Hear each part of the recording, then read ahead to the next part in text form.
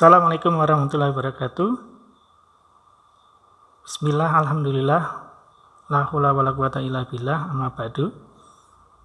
Perkenalkan, nama saya Rifan Feriawan, selaku Kaprodi Rekayasa Perangkat Lunak. Di sini saya akan memaparkan terkait dengan pengenalan jurusan RPL di materi MPLS tahun 2021-2022.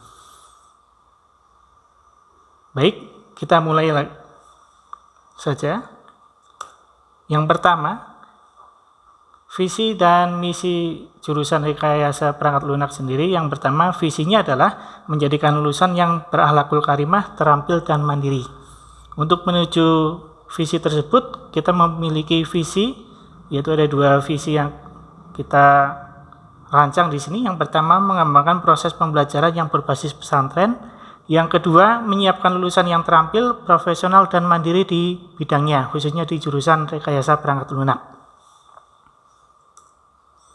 Nah, sekedar melihat tren dari jurusan Rekayasa Perangkat Lunak sendiri, kita melihat di tahun 2018 tercatat ada 179 siswa yang terdaftar di jurusan Rekayasa Perangkat Lunak kelas 10, sedangkan di tahun 2019 ada 189 siswa, kemudian tahun 2020 ada 213 siswa, dan tahun ini di tahun 2021 sendiri ini tercatat ada sekitar 235 siswa yang mendaftar di jurusan Rekayasa Perangkat Lunak. Syukur alhamdulillah bagi jurusan Rekayasa Perangkat Lunak sendiri yang sudah dipercaya oleh masyarakat menjadi salah satu jurusan yang paling banyak siswanya di SMK Tahfiz Al-Quran Wonosobo ini. Di sini saya akan memperkenalkan sendiri kaitannya dengan guru atau personil yang ada di jurusan Rekayasa Perangkat Lunak, atau kita sebut dengan tim RPL. Yang pertama dimulai dari sebelah kiri ada Bapak Abdul Malik Yuhdi, kemudian ada Bapak Hafidah Hasim, kemudian ada saya sendiri Rifan Feriawan, kemudian ada Ibu Rina Wati, kemudian ada Ibu Aflahah Apriliani, kemudian ada Bapak M. Fatahilah Yuher, kemudian ada Bapak Hernawa Indra Gunanto, ada Bapak Nur Muhammad Kamajaya, ada Bapak Muhammad Nur Faizin, kemudian ada Bapak Muhammad Hayyan Azizat, yang terakhir ada Bapak Ishak Maulana. Untuk mencapai sebuah prestasi yang membanggakan di jurusan RPL sendiri tidak bisa berdiri sendiri. Kita bekerja secara tim, baik secara individu maupun secara kelompok. Dan untuk memulai hal tersebut, kita butuh sebuah perubahan sekecil apapun akan berdampak besar nantinya. Oke, baik anak-anak, sebelum kita lanjutkan, Bapak ingin menyampaikan bahwa sebagai siswa baru di SMK Tahfiz Al-Quran Wonosobo, khususnya di jurusan Rekayasa Perangkat Lunak, Anda semua diharapkan merubah cara pandang menuju yang lebih baik, khususnya dari tingkat SMP menuju ke tingkat SMK. Itu membutuhkan sebuah hal yang harus dibangun sejak dini. Salah satunya nantinya adalah niat untuk terus belajar, terus berlatih untuk mencapai hal yang Anda inginkan semua. Tentunya Anda semua memiliki impian dan cita-cita, maka dari itu kejarlah cita-cita Anda dengan perubahan yang menuju lebih baik sejak dini. Selanjutnya, Bapak akan menyampaikan kaitannya dengan apa sih jurusan RPL dan keunggulannya serta prospek kerja nantinya. Rekayasa Perangkat Lunak atau sering disebut dengan RPL, dalam bahasa Inggris itu disebut dengan Software Engineering, merupakan salah satu bidang profesi maupun juga mata pelajaran yang mempelajari tentang pengembangan perangkat-perangkat lunak termasuk dalam hal pembuatan, pemeliharaan, hingga manajemen organisasi dan kualitasnya. Untuk mencapai sebuah prestasi, khususnya di dalam bidang rekayasa perangkat lunak, di kelas 10, 11, maupun 12, Anda semua akan mempelajari tahapan-tahapan dalam proses pembangunan perangkat lunak, agar nantinya perangkat lunak yang dihasilkan itu akan menjadi baik. Adapun beberapa mata pelajaran, khususnya di jurusan RPL, nanti Anda semua akan mempelajari teknik dasarnya, mulai dari teknik elektronika melalui sistem komputer, di mana nanti Anda semua akan mempelajari kaitannya dengan gerbang logika, kemudian sistem bilangan, kemudian nanti ada tata cara perhitungan di dalam logika komputer. Kemudian ada mata pelajaran kaitannya dengan desain. Dalam hal ini nanti Anda semua akan diajari bagaimana teknik melakukan desain yang baik menggunakan software pengolah gambar, baik gambar vektor maupun gambar bitmap. Tujuannya adalah nantinya Anda diharapkan bisa membuat produk dengan tampilan yang menarik. Selanjutnya ada mata pelajaran kaitannya dengan algoritma. Tujuan algoritma sendiri di sini dikhususkan untuk memecahkan sebuah permasalahan yang nantinya bisa diselesaikan menggunakan aplikasi atau perangkat lunak. Maka dari itu butuh pemahaman yang lebih dalam mempelajari sebuah algoritma. Dan Bapak harap nantinya Anda semua mampu untuk membuat sebuah algoritma yang baik dalam proses pemecahan masalah. Dan selanjutnya ada penugaman dasar. Mata pelajaran ini erat kaitannya dengan algoritma, di mana Anda semua nanti akan diajari bagaimana teknik cara pembuatan aplikasi secara dasar menggunakan software, baik itu software C++, Pascal, ataupun nanti HTML. Dan selanjutnya nanti ada mata pelajaran pemodelan perangkat lunak. Di mata pelajaran pemodelan perangkat lunak ini, nanti Anda semua akan diajari bagaimana merancang sebuah perangkat lunak yang baik, mulai dari desain awalnya sampai dengan konsep proses pembuatan. Jadi di sini Anda semua masih diajari kaitannya dengan proses perancangan sebelum membangun perangkat lunak. Kemudian ada basis data. Mata pelajaran basis data ini sangat penting kaitannya dengan mata pelajaran yang lainnya, khususnya untuk menampung data, agar produk perangkat lunak atau software aplikasi yang kita buat nanti akan berjalan secara dinamis. Dan ini dasar pokok dalam proses pembuatan aplikasi yang besar nantinya. Jadi pastikan Anda semua mampu untuk memahami mata pelajaran yang nantinya erat untuk proses pembuatan aplikasi yang besar nantinya. Kemudian ada pemrograman desktop. Pemrograman desktop di sini nanti pemrograman yang khususnya bisa digunakan untuk komputer atau laptop, di mana nanti tentunya tidak lepas dari mata pelajaran yang lain yang sudah Bapak sebutkan di atas. Kemudian nanti ada pemrograman berorientasi objek. Pemrograman berorientasi objek sendiri nantinya bagaimana cara kita membuat sebuah aplikasi yang paradigma yang kita gunakan nanti adalah menggunakan paradigma objek. Jadi tidak secara struktural. Nantinya Anda semua akan paham. Ya. Dan selanjutnya ada pemrograman web dinamis, di mana nanti Anda akan mempelajari dan mengembangkan potensi Anda untuk membuat sebuah produk berbasis web yang bisa berjalan secara dinamis, baik itu melalui HP, ataupun tablet, ataupun juga komputer atau PC. Dan yang terakhir, nanti di jurusan rekayasa perangkat lunak sendiri, nanti Anda akan mempelajari kaitannya dengan pemrograman mobile atau aplikasi berbasis HP, baik itu Android maupun iPhone. Dan itu beberapa mata pelajaran yang akan Anda pelajari, khususnya kaitannya dengan jurusan rekayasa perangkat lunak.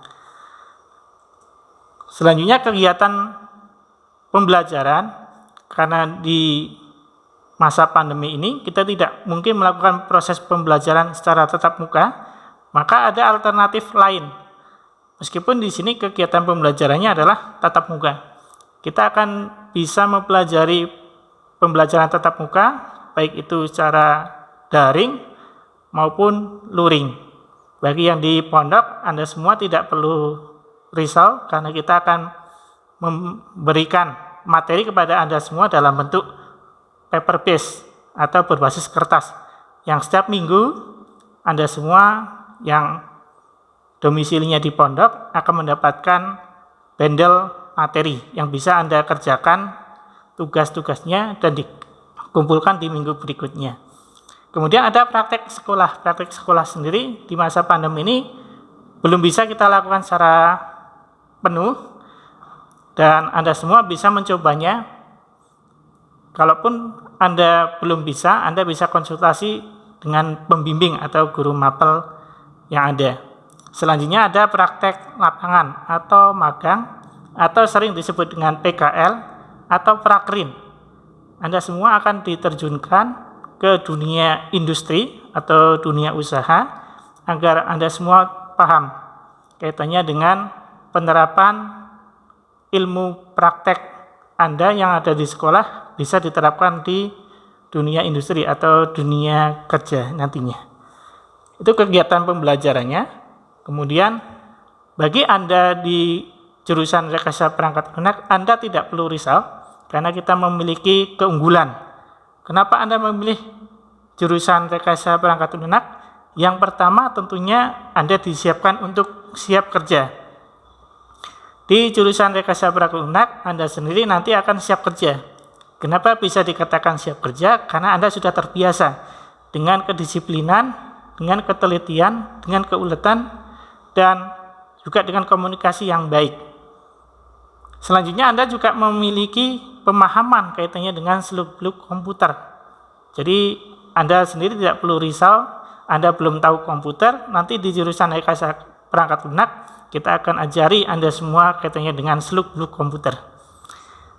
Kemudian keunggulan yang berikutnya, Anda memiliki tugas yang fleksibel.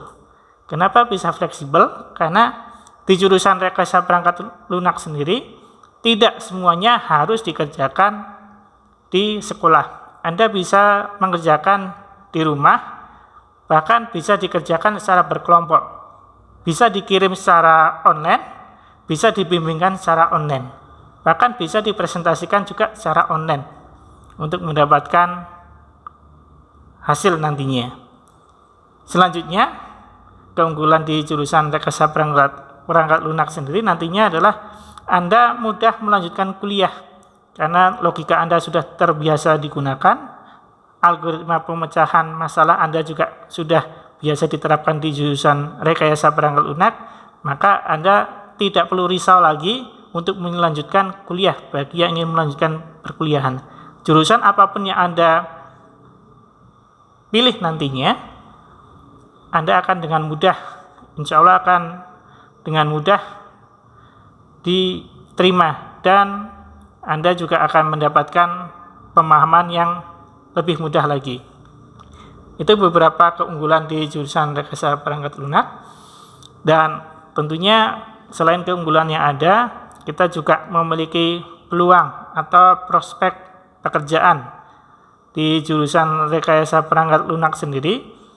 Tentunya di era digital, jurusan RPL ini menjadi salah satu pilihan yang cerdas bagi mereka yang ingin terus mengikuti perkembangan zaman, khususnya di tren teknologi saat ini. Ada beberapa prospek pekerjaan.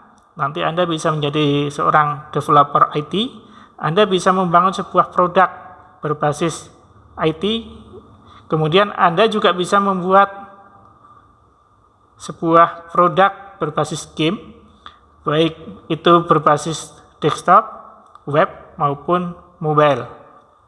Anda juga bisa menjadi seorang programmer atau orang yang membuat kode program.